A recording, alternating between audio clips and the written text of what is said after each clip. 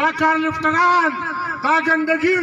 زه به د پښتنو لښکر جوړوم او د پښتنو دا لښکر چې جوړ کړم زه به دې کور روانوم.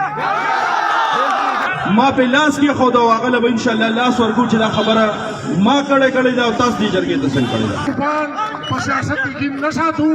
منګه په حق او په سچ یقین ساتو. په انور خبره کړې او کو ایسی کړې او کو سوبیدار کړې دا او کو هر چا کړې دا په انکوایري کې به انشاءالله دا ټول شاملېږي.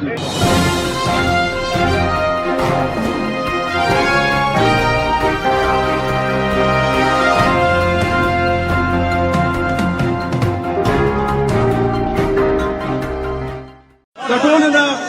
غټه خبره موږ مسلمانانی او په پاک کلام باندې ایمان دی شته که نه الحمدلله ما په لاس کې خو دا واغله به انشاءالله لاس ورکو چې دا خبره ما کړې دا او تاسو دې جرګې ته څنګه کړې ده. بالکل زما په دې کې چې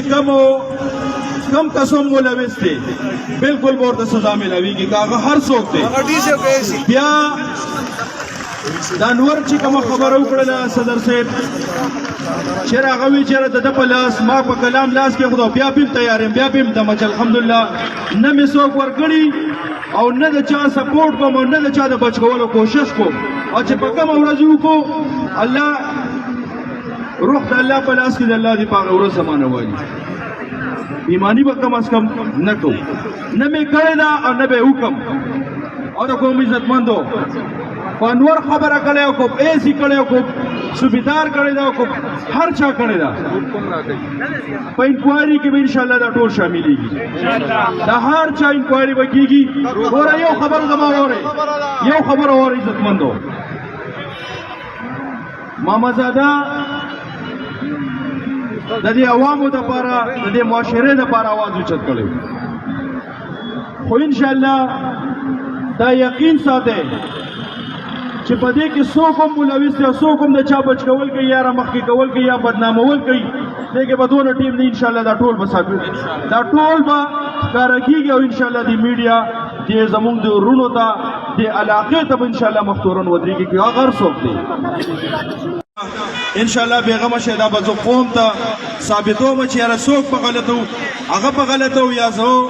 په غلطه و ما د کلام د پاسه څوک ما درته ووایي چې یاره ایمان خو زه خو کم از کم نه وایم چې څوک وایي الله دې تباه کړي الله دې تباه کړي. نم چاته دا هدایت ورکړي دي چې کور روان کا یا ایکسیویټر واپس کا یا مه واپس کوه بیا هم په دې کلام باندې لاس دم الحمدلله ما هیڅ چاته نه دي او نه مې چاته دا هدایت ورکړي دي او که څوک بې ایماني کوي بیا یو ځل ویل چې الله دې په خپل اس के सब क्लेबिंग मना करे चाहता बलास न पला करे मंगा चिनन दिल तरह आखिरी उदा तो मंगा कटा मजबूरी दा मंगा चाहल तनास तो दुश्मनी तब दूल्स को जो पूरे ज़पचा तरखीद तकूम न चालूम ना लम अवज़ा दायो खबर अकोम जमंग पते वही मजबूरी शु चिनन दिल तरह आखिरी सुबाई समले मखता मंगा एहतिजाज को खुदायो खबर अज़कोम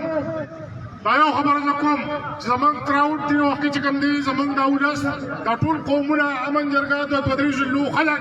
دا ټول چې کوم دی د وخت پرمن دی موږ سره خپل احتجاج خپل پورا ټیک ټاک تګلا رښتا ما شاته چې کوم دی دا یو د سواد امپیرا ولا یو هغه امپیرا دی چې چا موږ سره لیکل کړو چې په سوار په 15 ورځې کې به چې کوم دی جوډیشل کمیشن جوړیږي په 15 ورځې کې چې کوم دی دا انکوایري به شروع کیږي دلته به چې کوم دی د پولیس اکټ راځي دلته به سی ډي ډي دا انکوایري کوي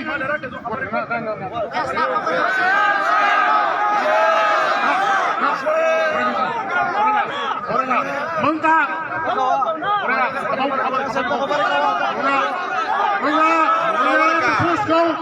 دا تاسو کوو چې د غلو سره اسقاقوت